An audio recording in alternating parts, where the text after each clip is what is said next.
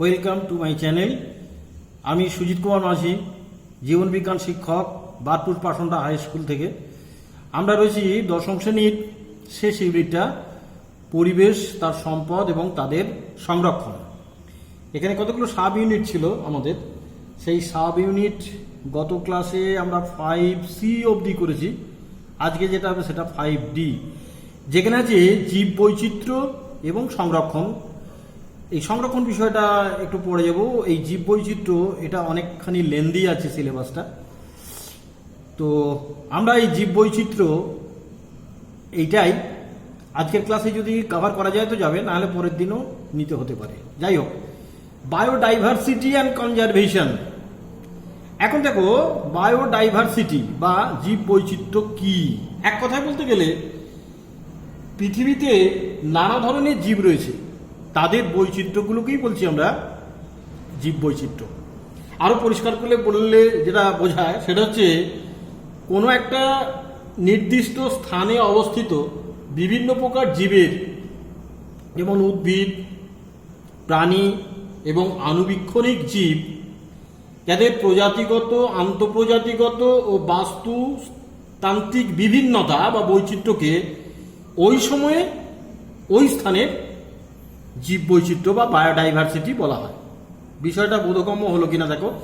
একটা নির্দিষ্ট স্থানে অবস্থিত যে সমস্ত জীবরা আছে, উদ্ভিদ আছে, প্রাণী আছে, আণুবীক্ষণিক অনেক রকমের জীব রয়েছে, যাদের প্রজাতিগত, আন্তঃপ্রজাতিগত এবং বাস্তুতান্ত্রিক বিভিন্নতা বা বৈচিত্র্যতা, এটা কি বলছি আমরা ওই জায়গার জীব বৈচিত্র্য, বায়োডাইভার্সিটি। এক কথায় যেটা বললাম সেটা মাথায় রাখো। এখন পড়তে পড়তে দেখবে অনেকটা সমৃদ্ধ হয়ে যাবে তোমরা বুঝতে বুঝতে।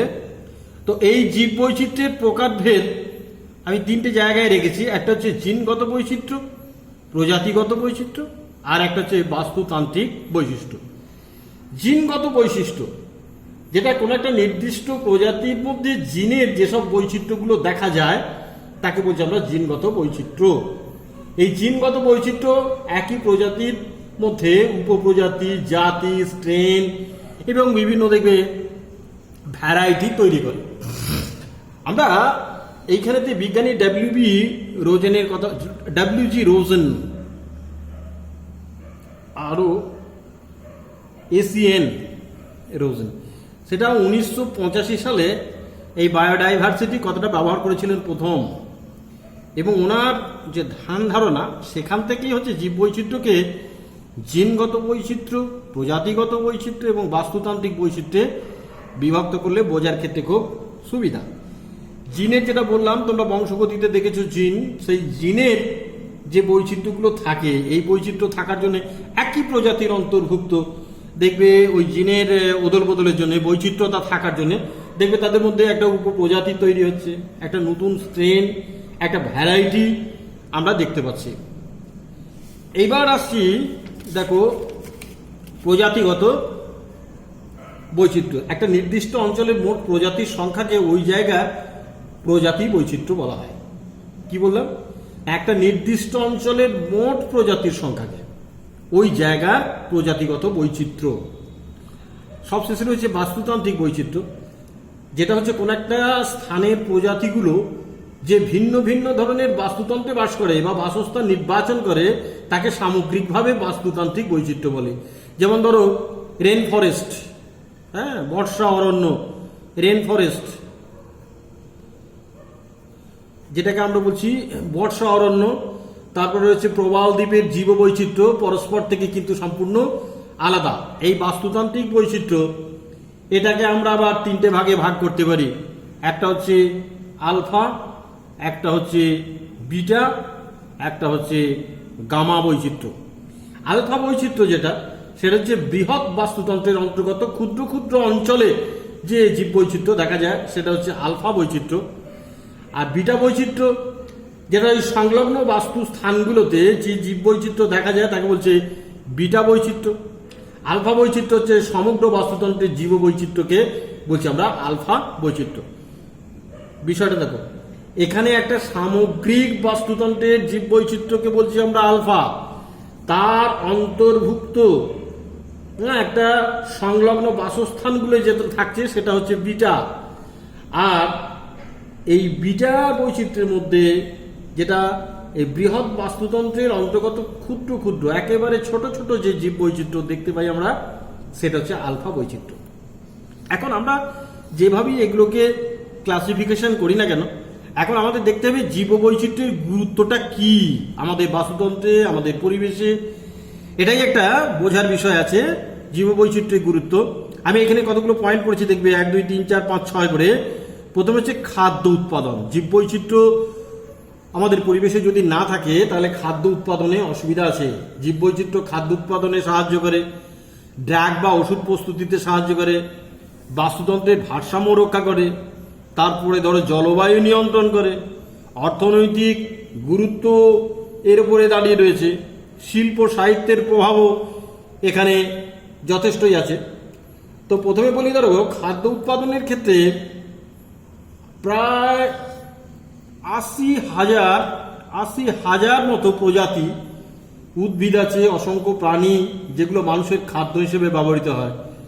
1 নম্বরে রাখতে পারো যেমন ধরো শস্য উৎপন্নকারী উদ্ভিদগুলো। হ্যাঁ, শস্য উৎপন্নকারী উদ্ভিদ, হ্যাঁ, যেমন ধরো ধান, গম, ভুট্টা, হ্যাঁ, জোয়ার, বাজরা, রাগি, যেগুলোকে ভূগোলে বলে মিলেট খাদ্য। এইগুলোর জন্য জীব বৈচিত্র্যতা দরকার। তারপরে রয়েছে দেখো মশলা উৎপন্নকারী। মশলা কোনগুলো বলো তো? সেটা হচ্ছে ধনে, মৌরি, এলাচ, গোলমরিচ, জিরে, লবঙ্গ ইত্যাদি ইত্যাদি। তারপরে রয়েছে ধরো ফল। হ্যাঁ, এই ফলের মধ্যে দেখবে বিভিন্ন বৈচিত্র্যতা আমাদের পরিবেশে রয়েছে। লেবু, আম, কলা, আঙুর, বিভিন্ন ভৌগোলিক পরিবেশে এইগুলো আছে। তারপরে 4 নম্বরে বলতে পারি মাংস উৎপন্নকারী উদ্ভিদ, যেমন ধরো গরু, শূকর, ভেড়া, মুরগি। তারপরে ধরো আছে ডিম উৎপন্নকারী, সেটা হচ্ছে হাঁস, মুরগি। দুগ্ধ উৎপন্নকারী, যেটা হচ্ছে গরু, মহিষ ইত্যাদি, মানে গবাদি পশু। এগুলো সবই হচ্ছে খাদ্য উৎপাদনের জন্য দায়ী, এবং জীব বৈচিত্র্যতা যদি না থাকে তাহলে আমরা এই খাদ্যের যোগানগুলো পাবো না। তারপর হচ্ছে দেখো ড্রাগ বা ওষুধ। আমরা অ্যালোপ্যাথি, হোমিওপ্যাথি যে কোনো জায়গাতেই যাই না কেন, আমাদের মূল উপাদান কিন্তু গাছপালা থেকে, এটা আমরা জানি। পৃথিবীর জনসংখ্যার প্রায় ধরতে পারো ৭৫% মানুষের রোগ নিরাময়ের জন্য উদ্ভিদ এবং উদ্ভিদজাত নির্যাসটা আমরা ব্যবহার করি। বর্তমানে প্রায় 10,000 প্রজাতির উদ্ভিদ রয়েছে, যেখান থেকে আয়ুর্বেদিক নানান ওষুধ পাওয়া যায়। তো আমি প্রথম যেটা বলতে চাইছি, সিঙ্কোনা গাছের মূলের ছাল, যেখান থেকে পাওয়া যাচ্ছে কুইনাইন, ম্যালেরিয়ার চিকিৎসায় লাগে। ইসুপগুল, সেটা যেন কোষ্ঠকাঠিন্যের চিকিৎসায়, কোষ্ঠকাঠিন্য, হ্যাঁ, পায়খানা পরিষ্কার হয় না যাদের, সেই চিকিৎসায় ব্যবহৃত হয় ইসুপগুল। নয়নতারা গাছ, ভিনকারোজিয়া, এর যে উপকার আছে সেই উপকারগুলো ভিনক্রিস্টিন এবং ভিনব্লাস্টিন, এই দুটো উপকার যেগুলো দেখবে বিশ্বজুড়ে যে ক্যান্সার রোগের চিকিৎসা, সেই চিকিৎসার জন্য ব্যবহার করা হয় নয়নতারা গাছের উপকার। তারপর হচ্ছে টেক্সাস স্পিসিস, এই টেক্সাস ক্যান্সার রোগ নিরাময়ে ব্যবহার করা হয়। প্রাণীর মধ্যে আছে আর্মোডিলা প্রাণী, যেটা কুষ্ঠ রোগের জন্য আমরা ব্যবহার করি। তাহলে ড্রাগ বা ওষুধ তৈরি করতে কিন্তু জীব বৈচিত্র্যের একটা প্রয়োজনীয়তা বা গুরুত্ব রয়েছে। তারপর রয়েছে দেখো বাস্তুতন্ত্রের ভারসাম্য রক্ষা। বাস্তুতন্ত্রের ভারসাম্য রক্ষা বলতে কোনো একটা নির্দিষ্ট স্থানে বাস্তুতন্ত্রে উপস্থিত জীব বৈচিত্র্য সমূহ পারস্পরিক নির্ভরশীলতার মাধ্যমে প্রকৃতির ভারসাম্য বজায় রাখে। যেমন ধরো খাদ্যের সম্পর্ক নিয়ে, একটা খাদ্যের সম্পর্ক, খাদ্য শৃঙ্খল এবং খাদ্য জালের মাধ্যম দিয়ে বাস্তুতন্ত্রে একটা তারা ভারসাম্য রক্ষা করছে। তারপরে ধরো পুষ্টিচক্র, হ্যাঁ, জৈব ভূ রাসায়নিক চক্র আমরা আগে পড়েছিলাম এই চ্যাপ্টারের প্রথমের দিকে, যেখানে দেখবে ভূ রাসায়নিক চক্রের মাধ্যম দিয়ে তোমার ওখানে carbon, hydrogen, oxygen, nitrogen, sulphur, তারপরে পটাশিয়াম, ফসফেট ইত্যাদি ইত্যাদি বিভিন্ন যে জিনিসগুলো রয়েছে, উপাদানগুলো যেগুলো বাস্তুতন্ত্রের ভারসাম্য রক্ষার জন্য দরকার। তো এই বৈচিত্র্যতা থাকছে। আবার দেখো জলবায়ু নিয়ন্ত্রণ। দীর্ঘদিনের আবহাওয়ার গড় অবস্থায় তো জলবায়ু, প্রত্যেক দিনের যে আবহাওয়ার গতি প্রকৃতি, যেটাকে বলছি আমরা নিত্য নৈমিত্তিক আবহাওয়া, তো দীর্ঘদিনের সেই আবহাওয়ার গড় অবস্থাটাই হচ্ছে কিন্তু জলবায়ু। তো পৃথিবীতে জীববৈচিত্র্যের এটা অন্তর্গত কোন একটা জলবায়ু। তো জীববৈচিত্র্যের প্রাচুর্যতা যদি থাকে তাহলে জলবায়ু এবং পরিবেশের স্থিতাবস্থাটা থাকবে।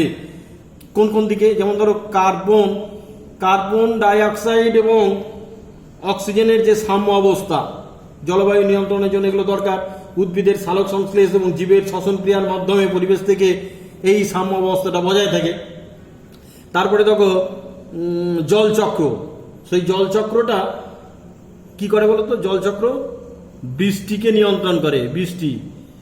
তো এই বৈচিত্র্যতা থাকতে যাবে। তারপর আছে দেখো বনভূমি, বৃষ্টিপাত মানে ঘটানোর জন্য বা ভূমিক্ষয় রোধ করার জন্য কিন্তু এই বনভূমির প্রয়োজন, যেটা জলবায়ুকে নিয়ন্ত্রণ করতে পারে এই বনভূমি। আগের ক্লাসগুলোতে এইসব নিয়ে আমাদের আলোচনা হয়েছে দেখবে। সর্বশেষ দুটো আছে, একটা হচ্ছে অর্থনৈতিক আর একটা শিল্প এবং সাহিত্যের জীববৈচিত্র্যতার যে গুরুত্ব। অর্থনৈতিক গুরুত্বটা হচ্ছে জীববৈচিত্র্যের অর্থনৈতিক মূল অপরিসীম, যা মানুষের নানা প্রয়োজনে লাগে। অনেক শিল্প এবং তার কাঁচামালের জন্য জীববৈচিত্র্যের উপর নির্ভর করতে হয়। জীববৈচিত্র্যের এই অর্থনৈতিক গুরুত্ব কি কি হতে পারে বলতো? একটা হচ্ছে গৃহ সামগ্রী এবং আসবাব তৈরি। গৃহ সামগ্রী এবং আসবাবপত্র তৈরি করার জন্য আমরা কিন্তু এই বৈচিত্র্যতা দরকার হচ্ছে। আমরা গৃহ সামগ্রীর জন্য কাঠ, শাল, সেগুন, বাঁশ, গামার, হোগলা, ঘর ছাওয়ার জন্য গোলপাতা, আসবাবপত্র তৈরির জন্য সেগুন, শাল, শিশু, মেহগনি তো আছেই। তারপর কাগজ শিল্পের জন্য রয়েছে সাবাই ঘাস, বাঁশ, দেবদারু, গ্লু, আঠা তৈরির জন্য রয়েছে জিওল, সিরিস, বাবলা। এগুলো কাষ্ঠশিল্পে বই বানাই কাজে লাগে। আর বাণিজ্যিক যে গঁদ, সেটা উদ্ভিদ থেকে পাওয়া যায়। এরপর হচ্ছে পাইন গাছ থেকে পাওয়া রজন, যেটা পাইন গাছের রজন নালিতে পাওয়া যায়। এটা বার্নিশ শিল্পী বা বার্নিশের কাজে লাগে, রং তৈরিতে লাগে, বৈদ্যুতিক সরঞ্জাম তৈরি করতে লাগে। মৌমাছির চাক থেকে প্রাপ্ত মোম, যেটা ক্রিম, জুতোর পালিশ, মলম, মেয়েদের ব্যবহার করা লিপস্টিক, লুব্রিক্যান্ট অয়েল, এগুলো তৈরি করতে কিন্তু মোমের দরকার। তারপরে শিল্প বলতে থাকো তুঁতজাত কিছু শিল্প আছে, যেগুলো বম্বিক্স মরি, এবং অতুতজাত আছে অ্যান্থেরিয়া এবং ফাইলোসেমিয়া। রেশম মদ থেকে পাওয়া সিল্ক, তসর, মুগা, এই রেশম বস্ত্র এবং পোশাক তৈরিতে ব্যবহার করা হয়। এছাড়া রয়েছে প্যারাসুট, যেগুলো দেখবে মহাকাশ থেকে এরোপ্লেনে নিরাপত্তার কারণে যেগুলো ব্যবহার করা হয়। সেই প্যারাসুট নির্মাণে বৈদ্যুতিক অপরিবাহী আবরণ হিসেবে এই তোমার তুঁতজাত যে সমস্ত সিল্ক বা মুগা, রেশম, এগুলো লাগে। এছাড়া রয়েছে উল, জীববৈচিত্র্যতার একটা অর্থনৈতিক ভালো উদাহরণ হচ্ছে উল, যেটা দেখবে ভেড়া, মেরিনো, তারপরে খরগোশ, এখান থেকে পাওয়া তাদের যে লোম, সেটাকে উল হিসেবে আমরা ব্যবহার করি। তিব্বতী অ্যান্টিলোপ, সাইরাস স্পিসিস থেকে পাওয়া সাহতোষ, নানা রকম শীতবস্ত্র তৈরি হয়। মুক্ত, সামুদ্রিক ঝিনুক, এই সামুদ্রিক পিঙ্কোডা ভ্যালগারিস, সামুদ্রিক ঝিনুক, যার বিজ্ঞানসম্মত নাম, এখান থেকে পাওয়া যায় মুক্ত। তো এই বৈচিত্র্যতার জন্য অর্থনৈতিক গুরুত্ব আমাদের মানব জীবনে যথেষ্ট রয়েছে। সব শেষে রয়েছে দেখো শিল্প এবং সাহিত্যের প্রভাবটা কেমন রয়েছে। বহু প্রাচীনকাল থেকে আমাদের দেশে সাহিত্য, কবিতা, গল্প, কাব্য, যেখানে বন এবং বন্য প্রাণীর বিভিন্ন বর্ণনা আমরা দিয়ে থাকি, তাদের নৈসর্গিক দৃশ্য, প্রাকৃতিক সৌন্দর্য, নানা বৈচিত্র্য আমাদের মনকে নির্মল আনন্দ দেয়। এর থেকে প্রচুর বৈদেশিক মুদ্রা আমরা অর্জন করতে পারি। যেমন কিছু কিছু আছে দেখবে যে পার্ক, যেগুলো আমরা তৈরি করেছি, যেখানে বৈচিত্র্যতা নিয়ে আসা হচ্ছে উদ্ভিদ এবং প্রাণীদের ক্ষেত্রে, যেখানে মানুষ অবসর বিনোদন, চিত্ত বিনোদন ইত্যাদির জন্য আসছে। তাহলে এইগুলো সবই এই শিল্প সাহিত্যের ক্ষেত্রে রয়েছে। এই রকমের জীববৈচিত্র্যের গুরুত্ব মানব জীবনে রয়েছে। তো এর ওপরে ভিত্তি করে আমরা কি করেছি, জীববৈচিত্র্যে কিছু হটস্পট তৈরি করেছি। হটস্পট, বায়োডাইভার্সিটি হটস্পট বলে এগুলোকে। সেই জিনিসটা কি, মানে পৃথিবীর যে সমস্ত অঞ্চলে খুব বেশি সংখ্যায় নানান রকম প্রজাতির জীব পাওয়া যায়, এবং এমন সব প্রজাতির জীব পাওয়া যায় যেগুলো পৃথিবীর আর কোথাও পাওয়া যায় না। অঞ্চলগুলো নানা কারণে বর্তমানে হয়তোবা বিপর্যস্ত, উদ্ভিদ বা প্রাণীর তাদের বসবাসের ক্ষেত্রে খানিকটা অন্তরায় সৃষ্টি হচ্ছে, তবে কিন্তু ওই এরিয়াটা নতুন প্রজাতি উৎপত্তির কেন্দ্রস্থল হিসেবেও কাজ করে। ঠিক এই নিরিখে ওই জায়গাগুলোকে বলছি আমরা হটস্পট এরিয়া। হটস্পট, তো এই যে বায়োডাইভার্সিটির হটস্পট এরিয়া, এই হটস্পট এরিয়া কিভাবে তৈরি করা হয়, ওই যে বিষয়টা বললাম ওর উপরেই নির্ভর করবে। দেখো হচ্ছে আঞ্চলিকভাবে, 1 নম্বর আঞ্চলিকভাবে তার সীমাবদ্ধ প্রজাতির সংখ্যাটা বেশি হবে, প্রজাতির সংখ্যা বেশি। 2 নম্বর হচ্ছে অঞ্চলগুলো নানা কারণে বিপদগ্রস্ত হচ্ছে, যারা ওখানে বসবাস করছে উদ্ভিদ বা প্রাণী তাদের জীবন ধারণের ক্ষেত্রে কিছু কেমন অসুবিধা হতে পারে। 3 নম্বর হচ্ছে অঞ্চলগুলো নতুন প্রজাতির উৎপত্তির কেন্দ্রস্থল হিসেবে কাজ করবে, অর্থাৎ কিনা যদি একটু সংরক্ষণের জায়গায় যাওয়া যায়, যদি একটু আইনগত ব্যবস্থা নিয়ে ওইগুলোকে একটু যত্ন নেওয়া যায়, তাহলে কিন্তু ওখানে নতুন প্রজাতির সৃষ্টি হতে পারে। ন্যূনতম প্রায় ধরতে পারো 1,500 প্রজাতির সংবহন কলাযুক্ত আঞ্চলিকভাবে সীমাবদ্ধ উদ্ভিদ প্রজাতি থাকতে হবে। সংবহন তার মানে কি বললাম, কিছু কিছু উদ্ভিদ আছে এখানে, ধরো প্রায় 1,500 প্রজাতির উদ্ভিদ যাদের জাইলেম ফ্লেম একই রকমের কলাযুক্ত আঞ্চলিকভাবে একটা সীমাবদ্ধতা থাকবে এবং এই উদ্ভিদ প্রজাতি থাকতে হবে। তবে এই সমস্ত বিষয়গুলোর উপরে নির্ভর করবে যে ওই জায়গাটা জীববৈচিত্র্যের ক্ষেত্রে হটস্পট এরিয়া হতে পারে। বিজ্ঞানী মেয়ার বানানটা হচ্ছে MYERS, মেয়ার্স সর্বপ্রথম এই হটস্পট শব্দটা ব্যবহার করেন। বর্তমানে পৃথিবীতে এই রকমের সারা পৃথিবীতে প্রায় 34টি হটস্পট এরিয়া আছে।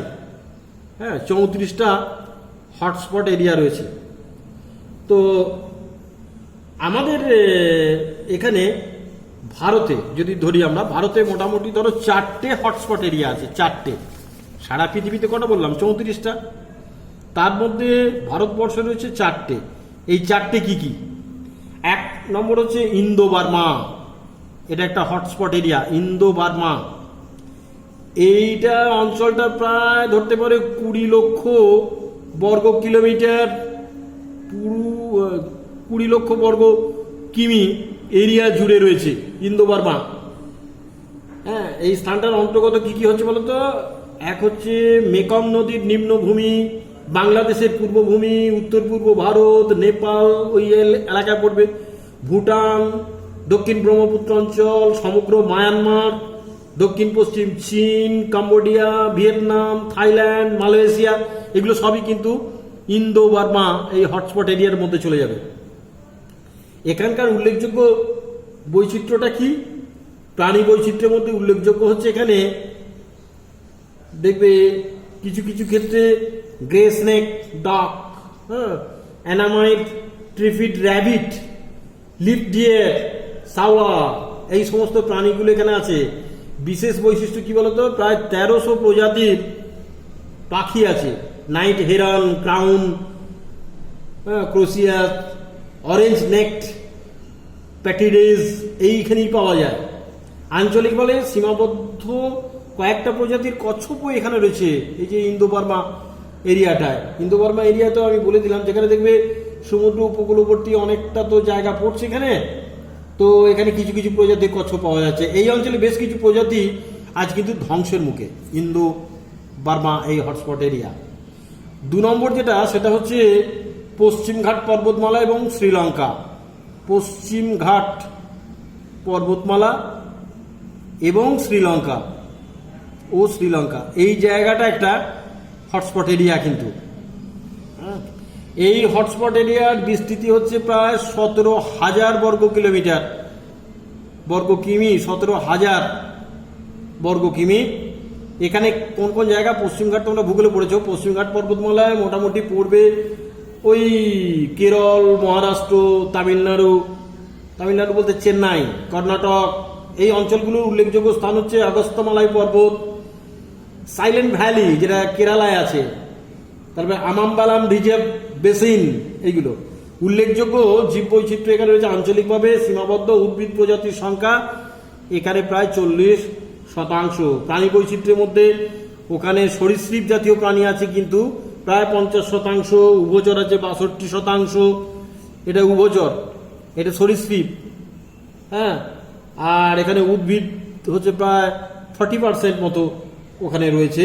ভারতে প্রাপ্ত প্রায় ধরতে পারো 15,000 প্রজাতির সপুষ্পক উদ্ভিদ আছে। সপুষ্পক যারা ফুল ফল দিতে পারে এই রকমের উদ্ভিদ আছে এই পশ্চিমঘাট পর্বতমালা এবং শ্রীলঙ্কা হটস্পট এরিয়ায় প্রায় 15,000। তবে এদের মধ্যে আমরা প্রায় 4,780টা প্রজাতি এখন পাওয়া যায়। ওই যে বললাম না কিছুটা ধ্বংসের মুখে চলে যাচ্ছে। বিশেষ বৈশিষ্ট্য কি না, কিছু ক্ষেত্রে এই অঞ্চলটা বিশ্ব ঐতিহ্যের তালিকায় স্থান পেয়েছে। সেটা যে বর্তমানে এই অঞ্চলের বনভূমির পরিমাণ প্রায় 6.8% মতো। অঞ্চলটার বেশিরভাগ বনভূমি মানুষের ক্রিয়ায় নষ্ট হয়ে গেছে। মানব সভ্যতা যত বেড়েছে তার উন্নতি হয়েছে, বনভূমি তো ধ্বংস হয়ে গেছে। তো বর্তমানে অঞ্চলটিতে বনভূমি ঠিক এইরকম ওই 6.8% থেকে প্রায় 7% মতো রয়েছে। তো এই অঞ্চল থেকে অনেক প্রজাতি চিরতরে বিলুপ্ত হয়ে গেছে।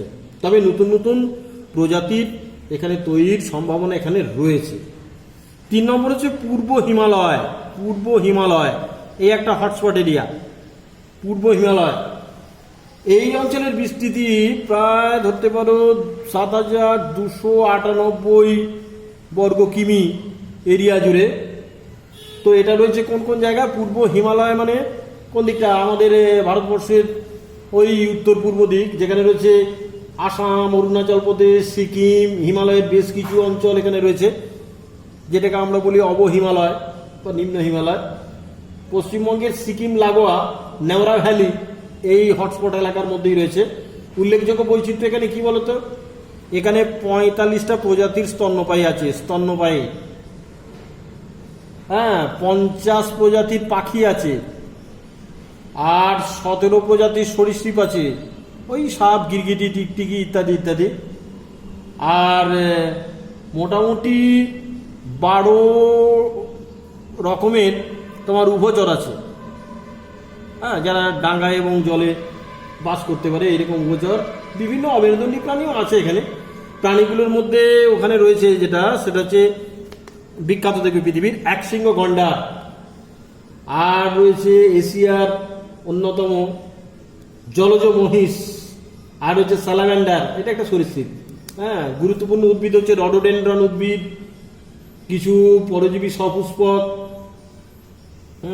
হাইপেরিকাম, এবং দেখবে হাইপেরিকাম একটা তো হোমিওপ্যাথিক ওষুধ হয় না, এগুলো পরজীবী উদ্ভিদ কিছু আছে এখানে। তাহলে ট্যানেন্টেনেসগুলো আছে। বিশেষ বৈশিষ্ট্য কি না, এই অঞ্চলের স্বতন্ত্র ভূমিরূপের কারণে প্রজাতি বৈচিত্র্য এবং আঞ্চলিক সীমাবদ্ধতা এখানে খুব বেশি। সমগ্র পৃথিবীর প্রায় 30% হ্যাঁ আঞ্চলিকভাবে সীমাবদ্ধ উদ্ভিদ এখানে রয়েছে। প্রাচীন গুপ্তবীজী উদ্ভিদগুলো এখানে পাওয়া যায়। হ্যাঁ, তো এই অঞ্চলটাকে বিবর্তনের কেন্দ্রস্থল বলেই মনে করা হয়। 4 নম্বর হচ্ছে সুন্দাল্যান্ড। সুন্দাল্যান্ড। তো এই সুন্দাল্যান্ড এই অঞ্চলটার অন্তর্গত হচ্ছে আন্দামান নিকোবর দ্বীপপুঞ্জ কিন্তু। আর উল্লেখযোগ্য বৈচিত্র্য হচ্ছে এই অঞ্চলের ম্যানগ্রোভ উদ্ভিদ রয়েছে, যারা ওই লবণাক্ত মাটিতে জন্মাতে পারে, যাদের শ্বাসমূল আছে, হ্যাঁ, ঠেস মূল আছে ইত্যাদি রয়েছে। তো প্রবাল দ্বীপের বৈচিত্র্য এখানে রয়েছে। ক্রান্তীয় চিরহরিৎ বৃক্ষের বনভূমি এখানে দেখা যায় এই সুন্দাল্যান্ড হটস্পট এরিয়ায়। আর এখানে প্রায় ধরো 2,200 প্রজাতির সপুষ্পক উদ্ভিদ আছে, 120টা প্রজাতিরও বেশি ফার্ন আছে, টেরিডোফাইটা উদ্ভিদ, অনেক সরীসৃপ আছে, উভচর আছে, পক্ষীর উপজাতি প্রচুর এখানে রয়েছে। এখন দেখো হটস্পটগুলো সমগ্র পৃথিবীর সমগ্র স্থলভাগ যেটা আছে সেটা মোটামুটি ওই যে 34টার কথা বললাম না, এটা 2%। তো এই যে 2% রয়েছে, যেখানে প্রায় 50% স্থলজ প্রজাতির